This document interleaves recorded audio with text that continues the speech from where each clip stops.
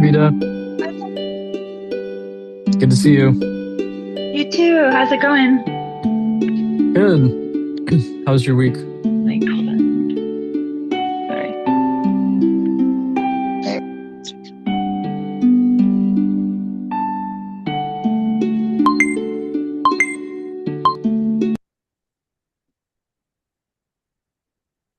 How's it going? Good. How was your week? Good. Good.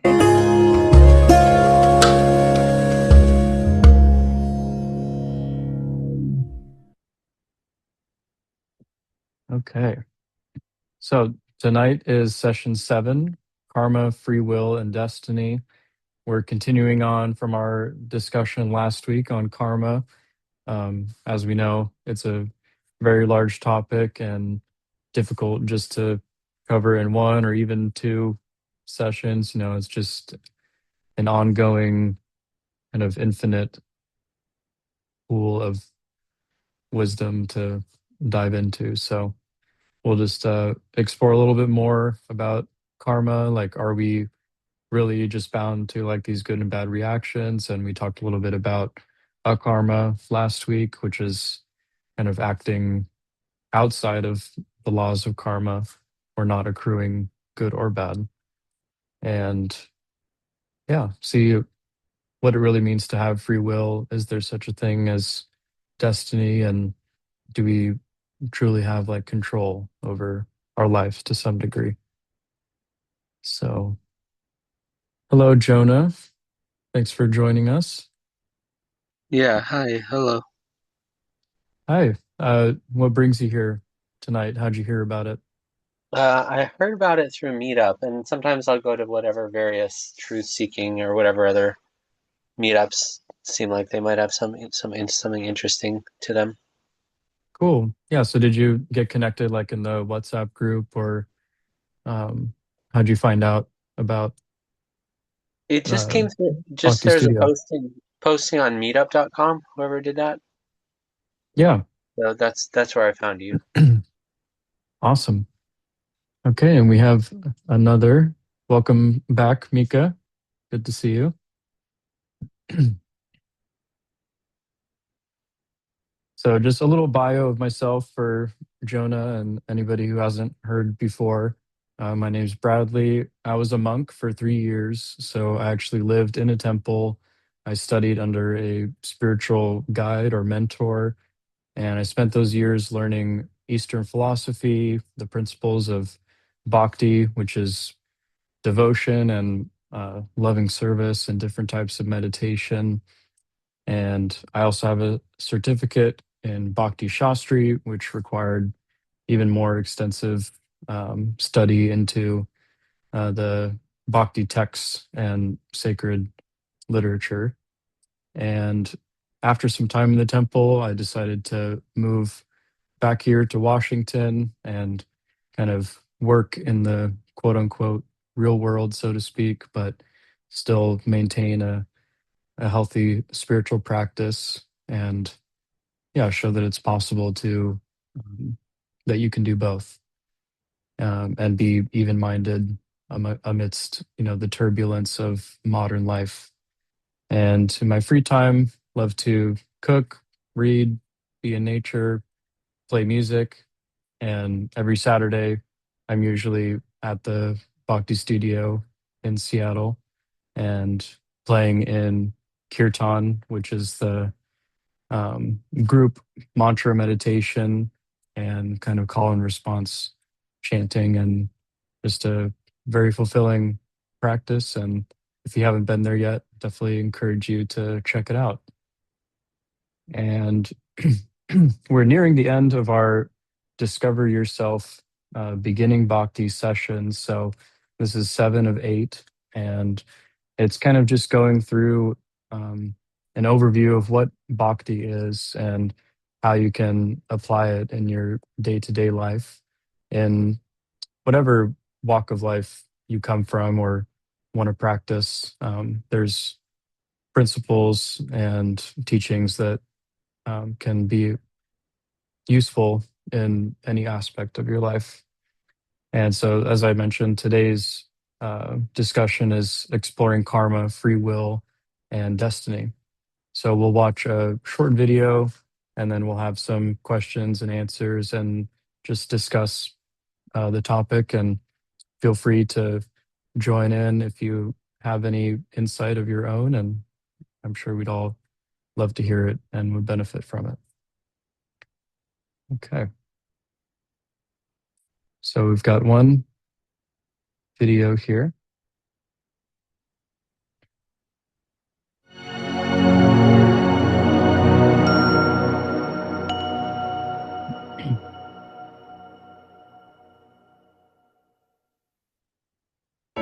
Karma, free will, and destiny. Karma means activities performed by the living entities conditioned by the three modes of material nature. These activities are performed under the control and purview of time. The law of karma is similar to the scientific law of action and reaction observed in the physical system. There are good and bad, i.e., pious and sinful activities.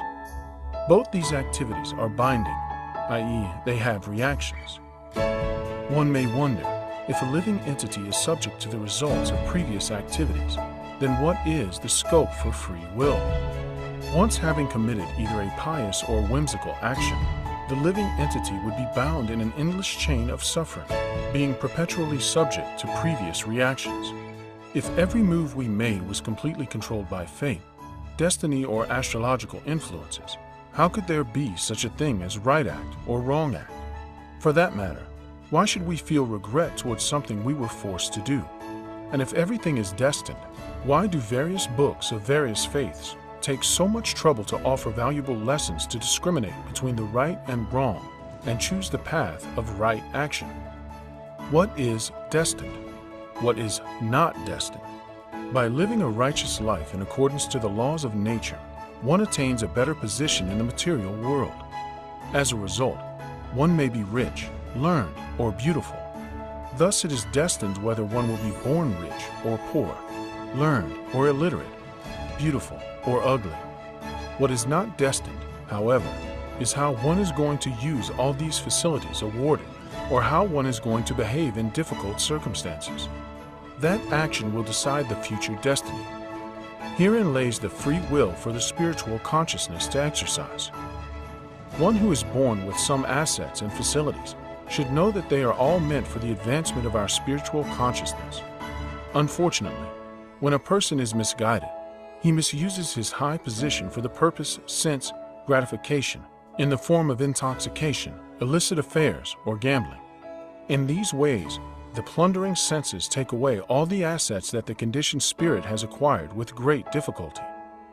Here is a practical example to clarify the relationship between destiny and free will. A person purchases a ticket for an airline flight and boards the plane. Once the plane takes off, that person's decision to board the plane forces him or her to continue flying until the plane lands. He or she cannot change their decision now to, say, travel by road. Their decision is tied to the destination of the plane. Although he or she is forced to be bound by this destiny on board the plane, they can make many new decisions.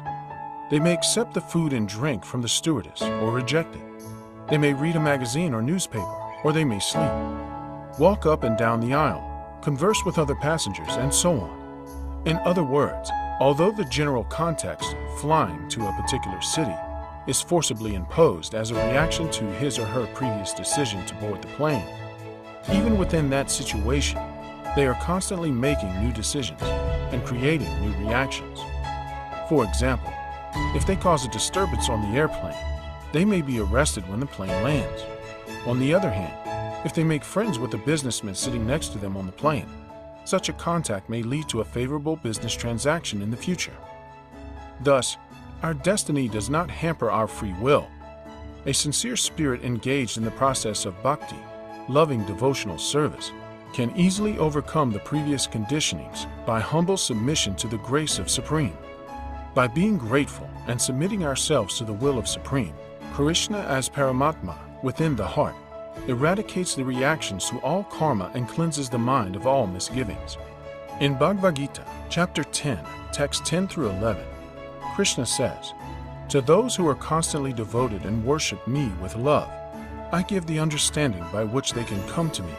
Out of compassion for them, I, dwelling in their hearts, destroy with the shining lamp of knowledge the darkness born of ignorance." Destiny. My endeavor or Supreme's grace. Some people think there is no such thing as destiny. Everything is in our own hands. This philosophy is called Karmavada. It is similar to the way a baby monkey holds on to the mother. The baby monkey holds on to the belly or back of the mother monkey, and the mother jumps from one branch to another. It is entirely up to the baby to hold on to the mother. If the baby's grip loosens, the baby slips. This kind of philosophy only leads to frustration. Mike Tyson, on becoming the world heavyweight boxing champion at the age of 19, declared, "I am the youngest champion, and I will be the oldest champion." In his 40s, he was trying to make a comeback, but he soon gave up after being defeated, saying, "I can't lie to myself anymore. I can't fight anymore," and announced retirement. Some other people think everything is determined by destiny. Nothing is in our hands. This philosophy is called Daivavada. It is similar to the way a cat carries the kitten in its mouth. The kitten is completely dependent on the mother cat. This philosophy is usually used to justify laziness or irresponsibility. The truth, however, lies somewhere in between. The Vedic texts explain that these two ideologies, Karmavada, endeavor karma, alone determines success, and Daivavada, destiny daiva, alone determines success, are the two extremes of the pendulum of human imagination. In reality, success requires both endeavor and destiny. For example, in agriculture, a good harvest requires both diligent plowing and timely rains. Plowing represents endeavor, and rains signify destiny. Despite plowing, no harvest can result if there are no rains. Similarly, sometimes, despite our best efforts, we may fail due to adverse destiny. When people are uninformed about the role of destiny in determining results, failures make them feel hopeless. I am worthless and I cannot do anything well, even when they have the potential to perform well in the future. Consequently, today many people in the world are unfortunately and needlessly suffering from mental problems like inferiority complex, low self-esteem, depression, and self-pity. Krishna gives us hope in the Bhagavad Gita by pointing out that though we do not determine the result, we do play a significant role. As Krishna says in Bhagavad Gita, chapter 2, text 47, "You have a right to perform your prescribed duty, but you are not entitled to the fruits of action. Never consider yourself to be the cause of the results of your activities, and never be attached to not doing your duty."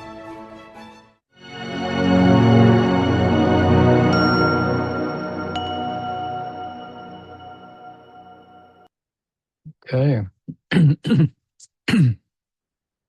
Anybody have any thoughts on the video?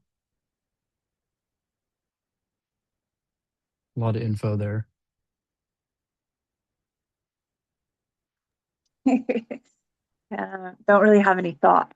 You have any questions? Yeah. If you have questions, sure. No, do have questions that we can answer about the Oh, video. yes, we will get to that. Okay, so before that, we've got a little icebreaker. What does a typical day look like for each of you guys?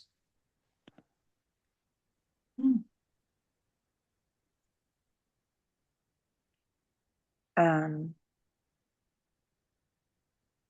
like, do you mean like what we do every day? Like just our Yeah, just a kind of overview. What's an average day in the life of Vita? average day. Um, well, get up, I start my day, I have coffee, and then let's see, sometimes I do a meditation session in the morning, um, a Kundalini meditation session, and then right now I'm getting ready for a trip to Costa Rica, so I've just been trying to get my entire world together before I depart Mhm. and make sure all my regular responsibilities of life are taken care of. And then recently I started going to the gym again. So I go to the gym and then make healthy food, sometimes in the morning and then sometimes also in the evening. And then later, before I go to bed, I do a Spanish lesson, Duolingo for a while or midday, depending. And then at night, I do another Sahaja yoga meditation before I sleep. Awesome. Anybody else Rock want to share? star. Yeah, it's packed. Yeah. I mean, I almost want to be like, what do I do on a week to week basis? But yeah, in my day, obviously, we'll try to get some self-care in, some sort of meditation practice, some sort of workout.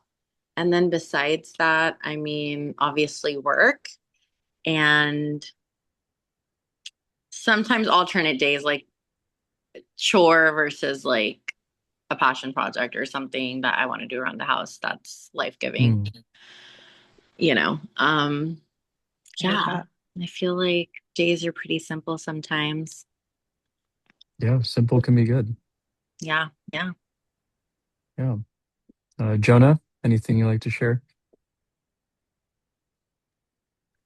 I feel like I'm in the process of attempting to reinvent myself, so I don't even want to say what's too typical. I guess I just feel like, yeah, I feel like I've just been staying alive and doing my best to kind of examine a lot of things and grow personally and emotionally and um, maybe clarify whatever it would be good to clarify, and stay strong spiritually, I guess, whatever that means too.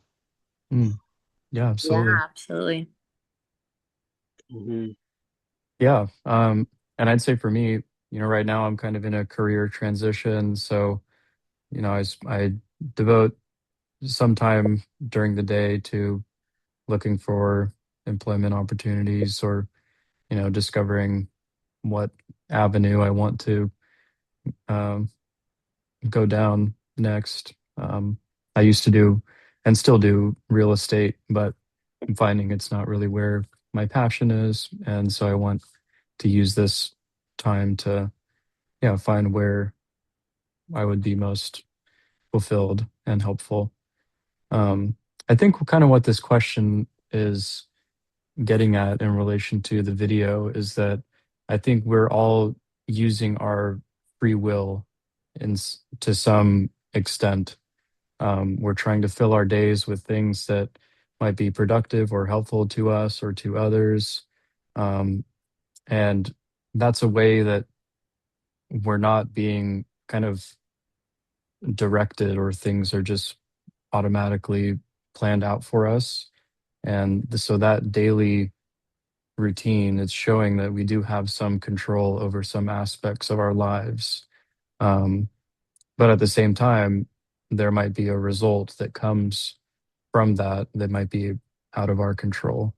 Um, so just reconciling both of those and doing the best where we can and leaving the rest up to um, the divine, our higher power, um, our external environment. Hmm. Um, yeah, things, and I think the with the 12-step process of like recovery, I think the Serenity Prayer has a lot of um, similarities as well as like God give me um, the strength to change the things I can, um, the ability to accept the things that I can't, and the wisdom to know the difference. Hmm. So yeah, just learning to navigate those throughout daily life and yeah, trying to build a life where we are helping in as much capacity as we can. And yeah, I think that's kind of the essence of the question if I had to guess. So now we've got diving in a little bit more in relation to the video. So can anyone tell me what is the law of karma?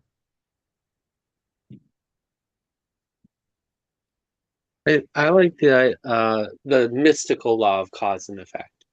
It's just saying cause and effect, but in my mind, maybe it's like if you look at us as like a little Venn diagram or whatever, Hmm. there's just like one circle that's you, but it's actually a mystery what we are. But we're all part of the larger whole. But we'll just draw a little circle, and that's us. And that there's all kinds of causes outside of us, and it's way bigger than we can see. But we can say that it is ordered in some, like divine sacred order. Again, mystical law of cause and effect was the quick definition that stuck with me. Yeah, yeah, definitely. Yeah, what I have in my notes is it's similar to, as you said, like the scientific law of action and reaction that we observe in a physical environment. And there's good and bad karma. In the previous week, we explored those in more detail. And all of the previous sessions, they're also on YouTube at the Bhakti Studio channel if you want to check those out. Um, but essentially, those good and bad karmas, they're binding, and we have to suffer or enjoy the reactions of those things, whether in this life or from a previous life or in a next life, if you believe in reincarnation. Um, and yeah, and but there is a third type of karma called akarma, which is obtained through performing devotional or spiritual activities. And when we're engaged in that way and with that mentality, even if we're doing um, from an external point of view, like mundane or routine tasks, if we're doing those with a spiritual mentality, like I'm doing this for my higher power to serve others, to um, bring myself and others closer to um, the spiritual source and essence of things. When we engage in those types of activities with that mentality, we're not bound to either good or bad karma. And the analogy is like a hamster who's just on a wheel spinning round and round. But when they engage in akarma or spiritual activities, they step off of the wheel and they're not bound to that endless cycle anymore of enjoying and suffering. And they can finally experience something outside of that, something more. So, yeah. And number two, we've got what role does our free will have in shaping our destiny? Anybody have any thoughts on that? Is destiny something that's written in stone, unchangeable? Do we have any sort of authority or um, effect that we can have on that? I feel like based off the video, it's like the effort you're putting in as well, like your endeavors plus where God's going to help you. Right. Yeah, I feel like can you say the question again just so like my brain feels like it's like fuzzy today and I've been Yeah, like even taking in the information on the video. I'm just having a hard time like for some reason I'm like I know. I'm just getting over a The pretty day bad flu, so I my had mind to, is not all there either. But I'm like trying I was on another call. I was like my brain is like I cannot get all the information that I want it to be processing right now. But yeah, yeah, yeah. so So what role does free will have in shaping your destiny? okay, there we go. I just needed it in front of me. um Yeah, for my understanding, I think that being present and conscious within our state of being in life, we can always shift and we can always transform. But I do believe that our destiny is a path that is, no matter what, it's going to be exactly what it's supposed to be. Um, so I find that a very hard question. Like internally to process to Mhm. because I do believe that our destiny is exactly what it's supposed to be there for. it already is laid out in front of us, but at the same time being present in consciousness and consciousness thought per moment where you can transform and change your path on for the exact moment of each breath and each day, you can make a choice. So that part for me is something to contemplate, but it's still in the end freedom of destiny. I mean, Yeah, I think kind of to piggyback off of what you're saying, to be conscious and to be kind of in tune with life allows you to make changes that kind of help you get back on track with your ultimate destiny. But if we say ignore like those signs or messages that we might be getting from, the universe or whatever you want to call it, it might veer us off track. And there we can, on one end, do everything in our power to try to make something happen, and it just doesn't work out. But at the same time, it's probably not helpful if, say, we lay in bed and do nothing like forever, and just think whatever is meant to happen will happen. Um, like if I uh, someday I'll get $1 million or something, but I can just lay in bed and nothing, and it'll come to me anyway because I'm just destined to have that. I think it does require a little bit of effort on our end. And there's a beautiful story in one of our texts called the Srimad Bhagavatam. And there's a story between Krishna, who we chant names of Krishna during Kirtan, and his mother, Yasoda. So there's a pastime when Krishna is a baby, he's crawling around and kind of being a mischievous little child, getting into all sorts of trouble. And his mother, Yasoda, she's trying to kind of rear her child and punish him in a loving way. Um, and she's chasing him around the whole town. And she says, I'm going to tie you to this stump with rope. And so she grabs a huge bundle of rope and she says, You're in trouble, Krishna. So she ties him around, but she finds that no matter what, she always comes up 2 fingers too short to tie this rope completely. And so she tells her friends, Go grab me more rope. And she gets all of the rope in the whole town. And somehow magically, after every single time she tries, it always comes up 2 fingers too short. And eventually she gives up. And Krishna, seeing the love and effort and endeavor from his mother, he allows himself to finally be bound out of affection.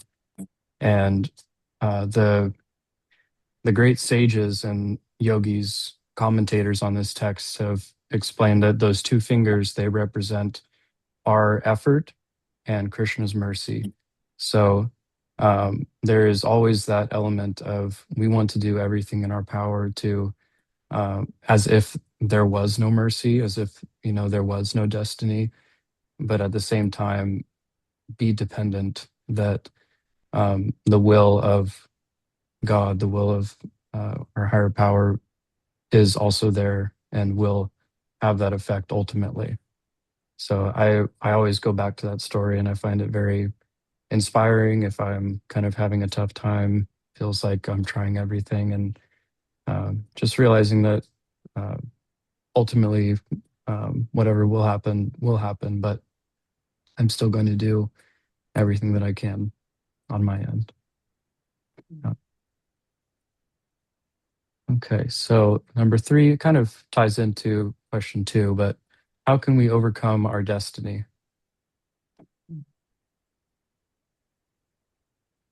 overcome our destiny.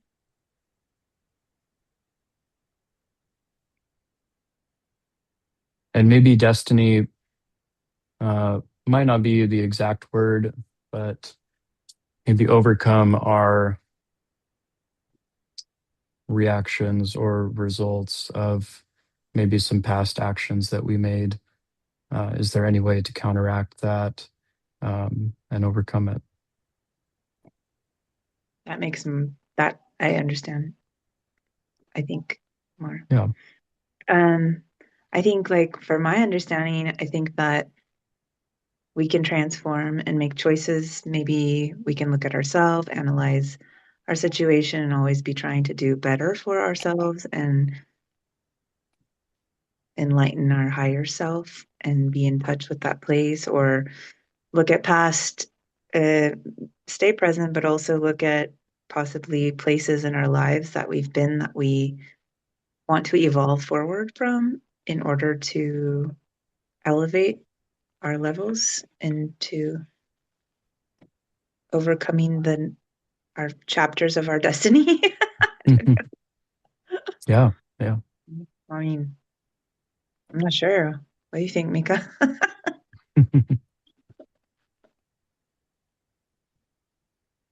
I mean, I'm trying to tie karma in here again. Like sometimes just maybe putting more good out in the world and trying to be like, okay, why are these gnomes in my path right now? Like, what are these obstacles? I don't know. I was silent for a reason. I'm perplexed. Jonah, any ideas?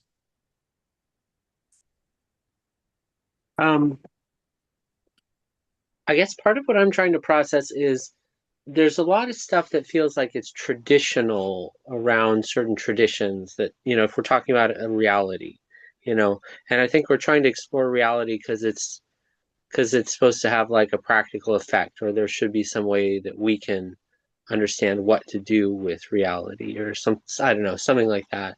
And these big questions are good, though sometimes I almost feel like they're almost can be philosophical head traffic to me, or they can be hard to like understand. Okay, sometimes I want it to feel more immediate or practical and a little bit less heady to me. What am I trying to figure out? Or how is Mm, this? How do I apply this, these Sanskrit terms or names or whatever, again, like whichever tradition we're using, which I'm open to a lot of them. I just find that a lot of them get way traditional in some ways that bog down the truth or water it down or streamline it into almost like religious and traditional cliches or something like that sometimes. sure. Yeah, I get that. Mhm. Um, Within, I guess, the scope of bhakti, and really what bhakti falls under is a term called Sanatan Dharma, or Sure. basically the eternal constitutional position of a soul or a living entity. So, like, what is the goal of life? What are we put on earth to do? Where did we come from? Where did we go? All of those, um, yeah, deep philosophical questions, but they're answered very simply, and that is that we are put here to love, to realize our relationship with the Supreme, with the source of that love, which we call Krishna, which means all attractive. And so, how I would answer this question, how can we overcome our destiny or our previous actions or maybe uh, misgivings, is that by engaging in bhakti or this loving service, we can overcome those conditionings or kind of clear the mirror of the heart and see ourselves for who we truly are, by surrendering to Krishna or to the Supreme. And by doing that, Krishna, because God is within and without, He's in the heart of every living entity, um, and also is outside of everything, is the source. So, knowing our desire to improve ourselves, to overcome these things, He has the ability to do that, by His power, by His mercy. And there's a verse in Bhagavad Gita, chapter 5, text 13, and it explains that Krishna, who is living within the body of a living entity, is the controller of all living entities all over the universe. the body consists of 9 gates, and that's talking about ears, eyes, mouth, etc. And the living entity in their conditioned state identifies themselves with the body. But when we identify ourselves with Krishna, with the Lord within himself, they become just as free as the Lord, even while in the body. So a Mhm. lot of these conditionings or um, actions that we may have taken in the past, they're mostly due to our identification with this temporary material body. But when we realize that we are an eternal spiritual soul that is by nature blissful and full of knowledge and is a part and parcel of one supreme soul, and we recognize that by engaging in service to that supreme soul, all of our past reactions are, um, you could say, um, wiped away or cleansed. And there's similarities like within Christianity of when they say like we accept Jesus into our heart and he died for our sins and all of that, but it's a little deeper than that with bhakti. Um, I heard that all traditions have, in the more like original mystical or the secret tradition, wherever there's a purity to it, there's always like the outer layer, and then you have to have an interpretation, interpretive layer, personal layer, or it's like in the alchemy or whatever traditions I've heard that you can have several layers of understanding depending on your personal understanding of something. yeah, for sure. Um, yeah, so like I guess the overarching principle is that we are spirit souls. We are part and parcel of God. We're meant to um, love each other, love God, serve each other. And so and then the individual aspect of that is what is that unique aspect of service that only I can offer. Every single soul is unique in they have a service that they can offer that no one else can. And so the purpose of life essentially is to discover what is that unique way that I can serve. How can I find fulfillment in that way? And that'll be different for everybody. But the principle is um, to take yourself out of the center and put um, your higher power in the center. Well, isn't it also what we consider ourselves to be will become more transparent or kind of fall away or something? You could look at it that way too. There is no actor, sort of like the internal whatever is in us that isn't real. It becomes more and more obvious or clear that it isn't Mm, real, false self, or the yeah, decisions, the complexes, or whatever. yeah. There's another Sanskrit verse, or it might be Bengali, but it's Cheto Darpana Marjanam, and that talks about through kirtan or through meditation or service, we're in the process of cleansing the mirror of the heart. So as we try to see ourselves throughout this process, it becomes clearer and clearer. And at the beginning, we might not even recognize who we truly are. But as you dive deeper into your spiritual practice and explore that more and more, who you really are becomes more and more clear as time goes on. So, yeah, I definitely agree with that. Mm-hmm. Yeah. Okay, so we've got the last question here, and this is about applying what we have learned. So, what does success mean to you, and what is the secret to achieving success in our endeavors?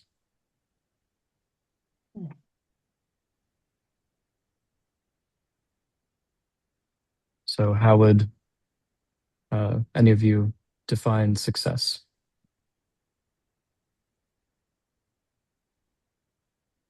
I think success for me would be um, being able to give as much as I receive and being able to equally continue to help others from my heart in ways that I want to, that feel good to me continuously. Like I've noticed so much that, the more that you put out there, the more that comes back, and also that how grateful you feel just with the energy. And I guess in that, I think that brings a lot of success just in, I mean, that's a big question because there's a lot of places I think in it, of just life and like, um, I mean, that could be so many elements, it could be finding, like right now, success would also mean finding the career that suits me best, that will also feel where I'm happy in my heart, and that actually, inspires me to move forward and feel grounded in what I'm being able to offer, but also being fulfilled myself and able to manage my own personal responsibilities, but also being able to give at the same time, um, Mhm.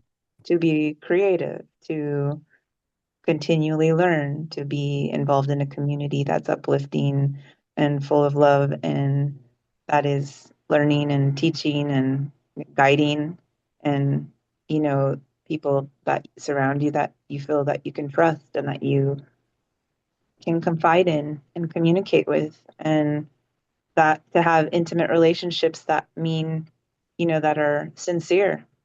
That's what, that's success for me. To be surrounded by nature and living things, to eat great food and healthy food and nourish my body and continually move forward in healing. Um, Lots of aspects. I mean, the big question. I I think know we all should have that's all of great. those in bullet points, just print it out and look at that every day. like, like My, never ending. yeah, my girlfriend and I, we make a vision board every year, like in January or December, and just reflect on like what do we want to do this year, and we'll have pictures of like we want to go camping or hiking more or cook more meals, start a garden, all that. But then I'll also have like quotes or uh, like mindsets that I want to adopt in the new year. Um, and for example, like I knew that I was going to be leading these sessions with all of you. So I had kind of different outlines of like what it means to be an inclusive and engaging leader or speaker, and um, yeah, like listening to all different points of view and being collaborative and helping everybody reach a a positive conclusion. And yeah, so just having something like that to refer to has been really beneficial. And yeah, I would say, success is defined in so many different ways. And for example, you're talking about career. So I would add that if we're in a career, we can work for a higher cause, no matter what it is that we're doing. And working with detachment, like not being attached to the result, but just doing it for the sake of um, service to a higher cause. I think that will bring a lot of fulfillment in that area. And then with different aspects like being in nature, having peace of mind, um, yeah, that will just help to connect to that deeper part of yourself through meditation. So, yeah, love all of that. Yeah, Jonah me, or Mika? yeah. Vita, I mean, you had an incredible list. I think that I related to that a lot too, because it's like just living in alignment and like finding your people and just being in good company, doing good. Um, but then Bradley, I also kind of relate to what you're saying of like sometimes you may not find that. You may not find that in the career that you're in, and like maybe how to make the most of it. Um, by having other things that are life-giving. And so I think I teeter between those, and I think that's a little bit like the journey of life, but just figuring out what does feel aligned and makes you happy, but also, I guess, navigating being okay, even if it's not all in the right place. I don't know how to articulate that, but that's what I'm feeling.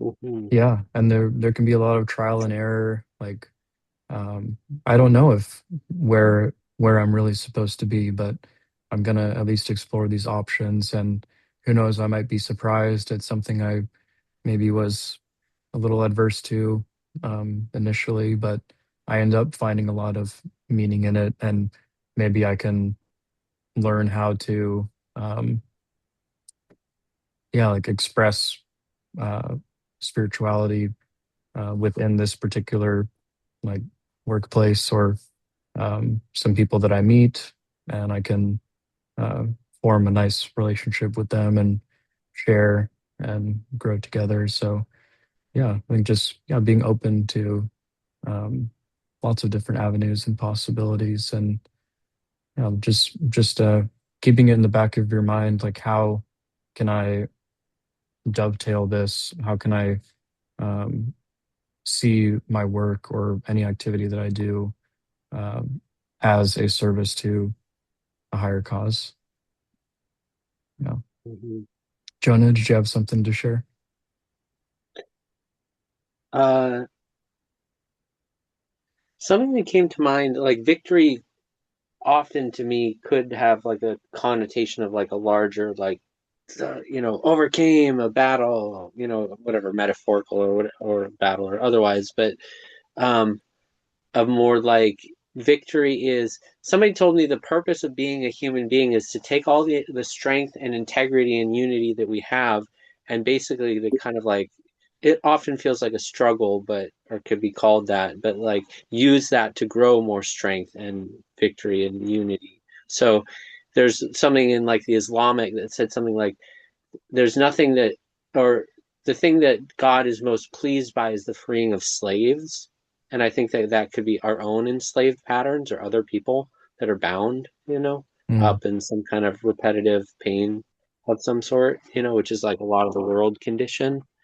Um, and then, but then the thing that displeases God the most is the breaking up of unity of partnerships or things that are working together. So if like things are working, don't don't break it's a little different, but don't break it if it's or whatever. Don't try to change if it it ain't broke, don't fix it.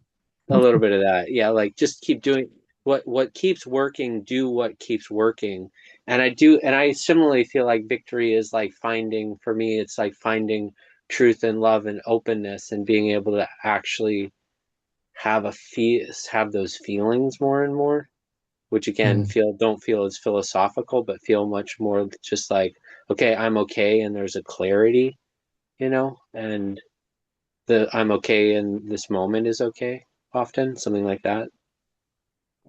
yeah, yeah, and that could be very difficult to realize when you're going through it. There's it's not exactly related to bhakti, but I feel like it is in a way. Um, I enjoy like watching anime or reading manga, like these Japanese shows or books. And there's one series called Berserk, and it's basically the whole story is this man who is just struggling and fighting like his entire life, and there's he's like about to give up, and there is someone who comes to him and says, don't go hollow. Whatever you do, don't let yourself become hollow.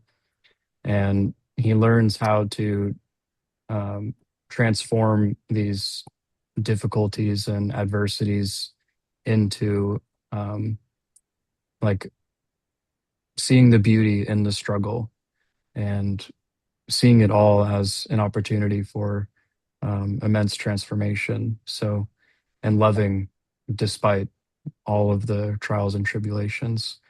So, Hmm. yeah, definitely resonate with all of that. Hmm. Okay. Any final thoughts from anyone? I don't know if you meet regularly. Oh, or you said that do you have a WhatsApp group or something? Is that true as well? I don't know. Yeah, let me try to get a link here. Yeah, I don't know. I mean, my thought is again, I'm really am putting a fair amount into trying to understand things, and it's weird. It's like I also have to get a variety of things. I have to do spiritual and non-spiritual things. I have to, I'm benefited by having a lot of different experiences, and then um, I'm also having a hard time meditating. So I hope I'm Hmm. getting into some kind of flow or otherwise accessing things in a different kind of way for myself. So I don't know. That's some of my current. I have a great link I can, if you have any interest in Kundalini meditation, that is like Sahaja yoga meditation that you can access on your own anytime you want. And there's a million platforms of that world of meditation if you have any interest. Sure, sure. Just, Yeah. I need to And find it. I just sent a link in the chat to the WhatsApp group. So feel free to click that and join. And uh, yeah, we meet here every Monday. Next Monday is session 8, which is the last kind of in this module. And then we'll probably take um, 2 to 3 weeks break and then maybe start up with the next series. But in the meantime, there's a lot of other groups that we have within Bhakti Studio. So we have like a book club where we go over, like we read a book together and meet weekly or biweekly to discuss what we read. And there's different workshops at our studio, which is right across from Gasworks Park in Seattle. So every Saturday we meet and do kirtan, which is like a group mantra meditation with music, and then like a short wisdom talk, and then we serve nice vegetarian and vegan food to everybody after. It's And awesome. You should come. yeah, it's a look forward to it every week. Wasn't able to go last Saturday because I've been sick, but yeah, I like to make it a regular thing. And then throughout the week, we have things like sound baths, gong meditations, Ayurvedic cooking workshops, and all sorts of like yoga, like regular physical yoga. So, yeah, definitely would recommend getting plugged in there and um, just seeing what might interest you. And meditation looks different for everybody. So, um, there's so many ways that you can um, engage in that and find something that works for you. It's beneficial. I Yeah. definitely hear you, Jonah, saying that, you need a lot of platforms coming in, like, Hmm. a lot of different and all different places that stimulate to and help understand. Make that's really clear for me too. Hmm. Hmm. Yeah. Okay. Yeah. And sorry, where were you saying the physical center is? So there's multiple. I'm near Seattle, Washington, but outside of it, I'm in a more rural town, so I'm having a hard time Oh, are finding. you in Washington? I am, yeah. Okay. Where in Washington? Kitsap Peninsula, kind of north of Bainbridge Island. Oh, okay. Yeah, I would say Bhakti Studio definitely is like the closest to there. There are temples. There's one in Vancouver and then one in Sammamish, Washington. So don't know how far that is from you, but yeah, I'd say Bhakti Studio, it's kind of more like outreach and less like um, temple or traditional like Eastern atmosphere. It's kind of anybody, any walk of life, they can find a home there. So yeah, I would just I see can see send what you the events we have the going on. Eventbrite Bhakti Studio if you want. Yeah, let me. Yeah, I don't know if that sorry, helps. I should just have all these links ready to go, but I okay, I feel like see. I know your answer, Bradley, but when you said something about your enemy, but navigating how to detach without being hollow. Any Mm. tips for that? Any quick tips for that? Or what are Oh your yeah. thoughts on that? Yeah, I mean, it can be really easy when we're like really in the trenches, going through something really difficult in life to kind of lose hope and not see like a light at the end of the tunnel. But I think it's so important during that to connect back to the source and like, why are we here? Where do we come from? And yeah, diving into those practices and those meditations that you hopefully have developed, and yeah, take shelter of those. If you have a particular type of meditation you find a lot of comfort and solace in, or a good book that helps kind of take you out of um, that reality for a moment, and then you can have more clarity to eventually dive back into it and see with a new lens. And yeah, just above all, remain as positive as you can and realize that it is all temporary. Just the nature of this world as things come and go. Nothing stays for too long. So even if it might be really difficult in the present, it won't always be like that. So, yeah. And I'm always an advocate for therapy and all that good stuff. So. Okay, well, this was a wonderful session. Next week is the last session 8 in these beginning bhakti. So it's called Spiritual Evolution. And hope that you guys can join us for that and have a wonderful rest of your week. Bye. Okay, Take care. namaste. Thank you. Namaste. Mhm.